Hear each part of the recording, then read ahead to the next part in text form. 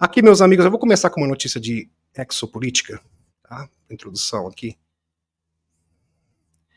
Eu não vou me alongar muito nisso daqui, porque a intenção hoje é apresentar a atualização do Benjamin Funford. Mas isso aqui é muito interessante. Análise fascinante das informações da visão remota compartilhada no evento de Orlando, que aconteceu no mês de outubro, onde compareceu a Helena, o Dan Willis, Jean Charles Moyan, Tony Rodrigues, a Dani Anderson, etc, etc, etc. A visão remota está sujeita a blindagem ou não, ressonância do campo de divulgação e campo de força de visualização remota. A CGI 2023, protegendo a divulgação, por Michael Sala. Então, o Centro Global da Intel fez uma matéria sobre esta conferência. Olha que interessante, uma matéria aqui independente. No evento GCIC, fora do jantar dos palestrantes no hotel, foi fotografado o logotipo da Força Espacial, em um céu praticamente sem nuvens. Impressionante. Tá aqui para vocês, olha só, realmente parece bastante com o logotipo da Space Force, que foi estabelecida, foi fundada pelo Loirão no ano de 2019.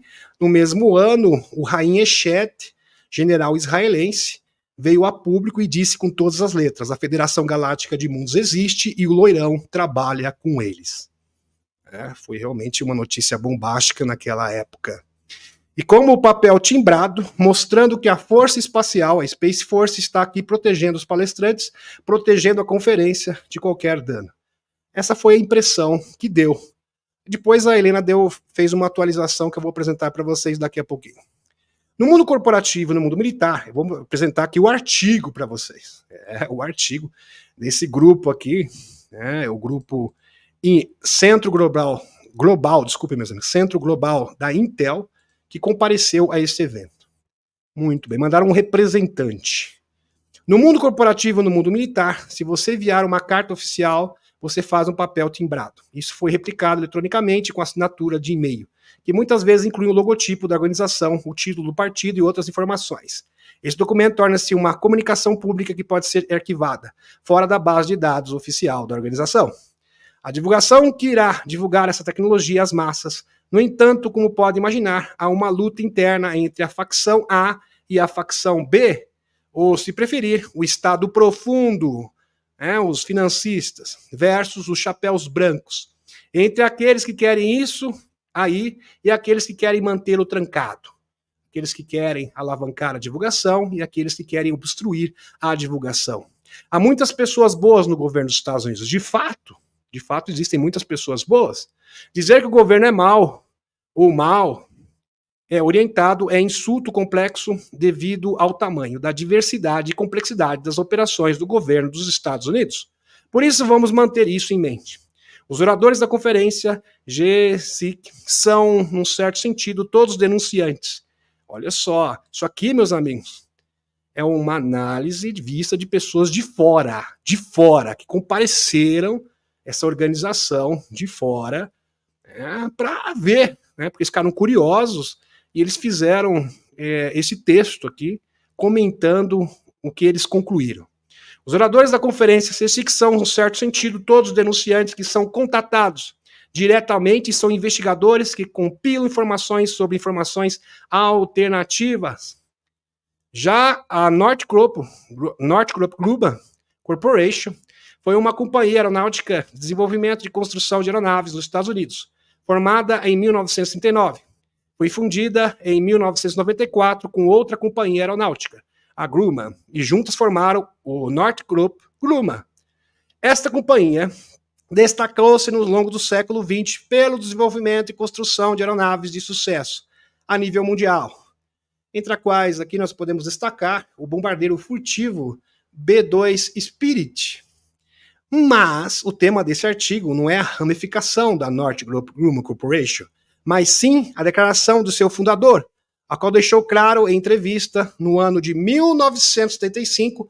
É bom frisar aqui, meus amigos, que a Northrop Grumman é uma das corporações aeroespaciais que detém tecnologia reversa. Muito bem. Tendo isso em mente, vamos ver agora a declaração do seu fundador. Ano de 1935, que os OVNIs alheios à tecnologia humana realmente existem. Aqui está a declaração. Eles conseguiram manter o objeto sob observação. Então ele afirma, com todas as letras, fundador da Northrop Grumman, que os OVNIs existem. Impressionante. E aqui, meus amigos, atualização da Helena. Assine no céu do Hotel Doubletree em Orlando, no dia 21 de setembro, olha só, meus amigos, setembro de 2023, durante a conferência GSIC. A princípio, pensamos que era da Força Espacial, acenando para nós. Mas este é mais precisamente o logotipo que representa a Terra na série Stargate, como vocês podem observar. Então, a priori, eles acreditavam que se tratava do símbolo, do logotipo, o logo da Space Force. Mas depois, a Helena, com certeza ela deve ter consultado o próprio Torrandre Dion, na verdade, se trata do símbolo da série Stargate. E de fato, parece muito mesmo, é idêntico na verdade. Olha só, deixa eu dar um zoom aqui para vocês, meus amigos. Ó, pode observar aqui no céu, é o mesmo símbolo, não há dúvida. Opa, caiu aqui, opa, saiu, opa, deixa eu voltar de novo. Muito bem, isso acontece por causa desse zoom aqui, às vezes a gente se confunde, eu acho que agora está correto. Muito bem. É fantástico. O logotipo representa a Terra na série Stargate. Foi no significado que mais uma vez abrimos um portal, por certo. Né? Então isso aqui realmente representa a abertura de um portal. E a Helena termina o seu comentário com a Cúria Matê, criando um portal entre o céu e a Terra. Então realmente deve ter sido uma experiência emocionante aqui da Helena Danner. Aqui, o Alex Kohler também compareceu nessa conferência. Senhoras e senhores, este tempo que vivemos agora será conhecido no nosso futuro como o fim da inocência. Não haverá mais bobinhos no mundo. Nós, como raça planetária, devemos comprometer-nos com a ideia de que a verdade deve sobreviver. Temos grandes desafios a enfrentar. E seja qual for a verdade, devemos fazer tudo o que for necessário para permanecermos juntos. Abre aspas. Fomos dilacerados e esfarrapados. Fomos traídos, mas por favor, não vamos desistir um do outro. Somos capazes de ser heróis. Podemos salvar o mundo e nossa liberdade. Devemos acreditar uns nos outros e em nós mesmos. Palavras aqui do Alex Collier. O crescimento espiritual, prestem atenção nisso, meus amigos, mais importante, não acontece quando você está meditando ou num tapete de yoga. Não. Você acredita que o crescimento espiritual acontece única e exclusivamente assim? Não. O mais importante, eu vou mostrar para vocês agora, acontece no meio de um conflito. Quando você tem problemas, dificuldades, quando você está frustrado, com raiva, ou com medo, e está fazendo a mesma coisa. Então, de repente, você percebe que tem a opção de fazer diferente. Exatamente isso. Se você procede da mesma maneira, quando você tem dificuldades, quando você tem tribulações, é porque, de fato, você não está evoluindo. Então, as pessoas mostram a verdadeira face no meio da dificuldade. Então, as pessoas que estão em dificuldade, e consegue manter o foco a si mesmo, mesmo com as dificuldades, mesmo com os contratempos, né? Mesmo com raiva, porque até mesmo os pleiadianos sentem raiva. A diferença é que eles conseguem controlar as suas emoções. Eles não deixam que a raiva tome conta do âmago do seu ser. Entenderam? Essa que é a diferença. Então, de fato, você está evoluindo de verdade. Realmente espetacular. Aqui, meus amigos, chamando a tribo Cuin, diz que alienígenas vivem no subsolo. Aliás, essa entrevista foi feita no Paranormal Experience, que eu já participei uma vez.